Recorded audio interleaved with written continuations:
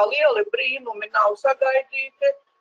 Tā arī bija paredzēts, ka gandrīz visu pieņems bez īpašiem starpgadījumiem, ja, bet, nu, kamēr nav uzdrukāts, kamēr nav pasniegts, ja, un tā drukāšana, tā ir viena lieta, ja, tur, protams, sēž vesela komanda, kas gan drukas kļūdas pārbauda, gan saturu pārbauda, bet jūs saprotiet, ka mums jau vajadzīgs ne tikai tas likums apstiprinātais, mums vajadzīgi ministra kabineta noteikumi, mums vajadzīga vida metodiskais materiāls, viens un tas pats neapliekamais minimums un dzīvojiet laimīgi. Ja? Tātad kritiķu pietiek, bet lieta ir tāda, ka mums patīk svešas personas kritizēt. Ja mēs paši kādu lēmumu pieņemam, mums liekas, ka mēs to labāko pieņēmām un nav apstrīdams. Ja? Nu, te pa vidu vēl bija minimālās sociālās iemaksas, kuras, protams, nepatīk vairākām personām arī, kaut gan tas faktiski ar likuma spēku tiek nodrošināta vismaz minimālā alga. Bet ko es gribu pateikt? 8. punkts pirmajā daļā.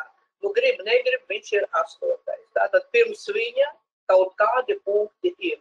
Nu, citreiz izslēdz kaut kādu punktu. Bet šī gadījumā ir tad pirms 8. punkta un pēc 8. punktiņa. Diez kāpēc vārīšanās notiek tikai ap svētku dienu.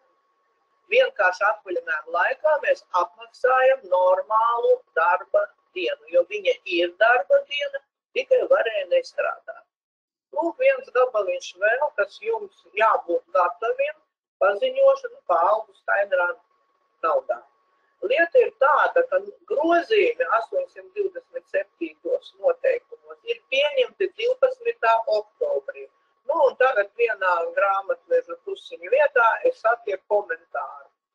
Tātad, nu, kas prasīts paziņošanā un ko cilvēks saprata.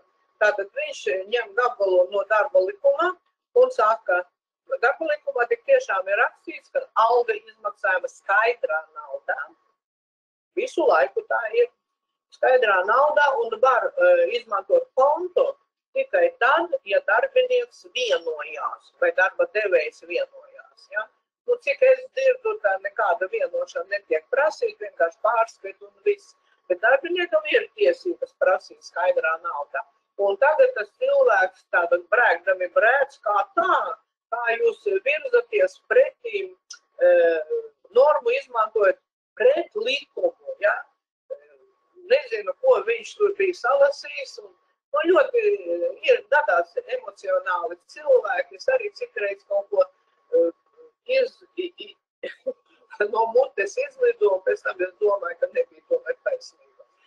Nu, lūk, tagad to, ka pieņemta 12. novembrī, nenozīmē, ka viņi šogad ir piemērojami. Tie, kas otrā līmenī, viņiem ir dažāds sadalījums, tiem pašiem 20%. Viņš mainījās kādu laikā. Pēdējais bija 14,6 otrajā līmenī. Tagad to 1% pārcēla no otrā līmeņa uz pirmo. Nu, zināt, man grūti pateikt, jo vienmēr ir ieinteresēta persona.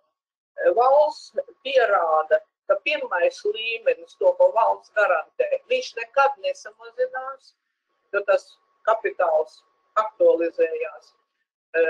Bankas, kas pārvalda, izrādās, ka viņam ienesīgums vidēji pēdējos gados ir 4%. Iedodiet man, tas ir stipri pamāc. Nu, lūk, protams, ka viņam negribas tikt vaļā, piespiet kārtā no saviem. Nu, lūk, un te ir tā kā ziņojumā uzrakstīts. Silti iesaku jums šos noteikumus izlasīt. Ne noteikumus, bet tas, kas jāzina, tas varētu jums noderēt.